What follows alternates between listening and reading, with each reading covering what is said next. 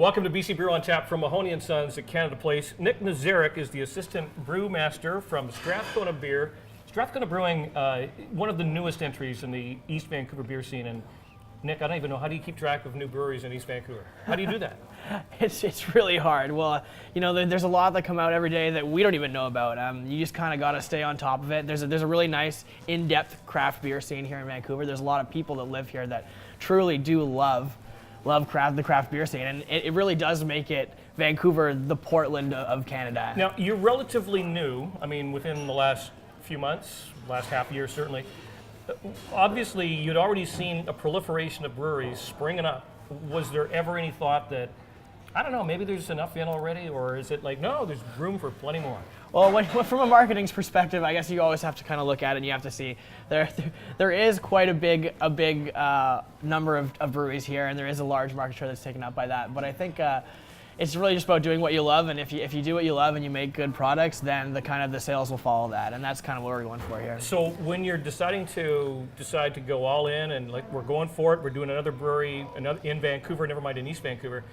What do you do? Do you kind of look at the market and see these guys are doing this and these people are doing that? Here's where we're going to find our lane? Yeah, well, here we have a lot of really in-depth, really high IBU beers. Like, people are going really crazy trying to make really strong beers, things that are not only like really hoppy but also high in alcohol. And on the West Coast, that's the West Coast style. Like, you look at styles like a West Coast IPA or a Northwest IPA, and those are typically very strong, typically very high bitterness. We're kind of going towards a more traditional style. Like, our IPA is a British style IPA, so it's not nearly as high IBUs.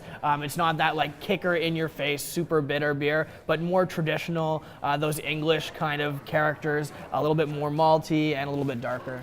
For those that are unfamiliar, IBUs are to beer what Scoville units are to hot peppers and what Richter scale is to hurricanes and earthquakes and all that sort of stuff. So tell us about the IBUs then. What is, for an entry-level beer fan, what is a relatively safe level of IBU, and where's the bar? What is like way over the top? Well, it kind of depends on the style. IBUs are all about balancing your malt and the malt bill and your unfermentable sugars with the bitterness of how much hops you're actually putting in and how much of these hops are being converted into their most bitter form. So it really depends on the style. With a pale ale, you're probably looking at anywhere above 35 is a good place to get into it. If you're going higher than 40, 45, that's going to be pushing people who don't have a large palate for that kind of beer yet. That's going to be pushing their boundaries.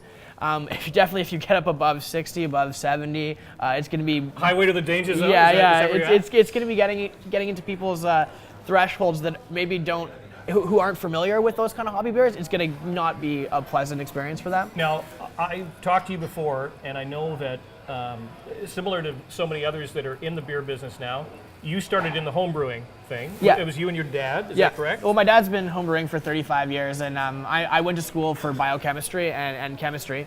So he kind of asked me when we started this to go in together and help him use his art with my science and kind of brew together that way. But do you ever find that, okay, you know what, step aside, Dad, this is my time to shine? Are you guys on the same page, or can you have like disparate styles of beers that you enjoy but find a way to find common ground? For sure we can do both of that. Like, my dad, he brews a lot of very traditional Belgian style beers very, very well. And it's something that I haven't had as much experience in, whereas my experience tends to come more with making more hoppy beers and more typical West Coast styles.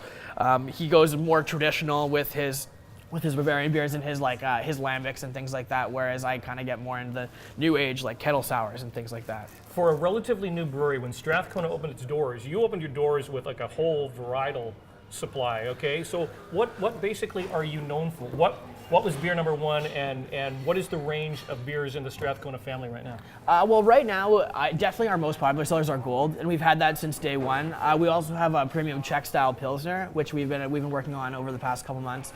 Those are our two main sellers, as well as our British IPA is also actually selling very well. Kind of just because, like I was saying, it's not your typical Northwest really super hoppy IPA. Like, it saturates the market here a lot. It's a little bit different, a little bit more malty. But I think one of the ones that we started with that really kind of came through was our dark mild, and that wasn't something that was normally typically a summer style, but it was so well received when we made small batches of it, we had to kind of put it out there, and it became one of our main four. Now, when you open your doors and you are at Hastings and Campbell, okay, and you've got a really impressive facility, as I've told you before. Thank you. But when you open your doors, who generally is walking in? Is it folks in the neighborhood, or are you getting like the beer community, the beer nerds, the beer bloggers? Are people coming from far and wide? It's a little bit option A, a little bit option B, right? We have a lot of people from the neighborhood come in. There's not like usually when people are from the neighborhood, they're coming in stopping for a growler. They're on their way home from work. They're like, oh, they got off the bus. They're like, oh, hey, coming in, grabbing a beer and going home, or grabbing a pizza and going home, which is it's a big thing as well. Pizza and a beer to go. I've heard tell. Yeah, I got to come down there with split a pizza one day. Yeah, definitely. That's pretty good. So business is good, and there's plenty room for more breweries, I guess, because there's no shortage of these things popping up anytime soon. Yeah. Well, you know, we're really happy how things are going around. We're still waiting for our full license, but it's coming soon, so that should help us pick up business a little bit. You know, it's fall now. We're trying to get into a little bit more darker beers, getting away from our we had a quite wide selection of summer beers, and they were all fairly well received. But now it's time to get a little bit more creative, I think. One final question: if I'm walking in the doors at Strathcona Brewing, what is that one beer I must try? I gotta say right now, if it's in the next couple of weeks, it's got to be our double pale ale, our fresh hop double pale ale.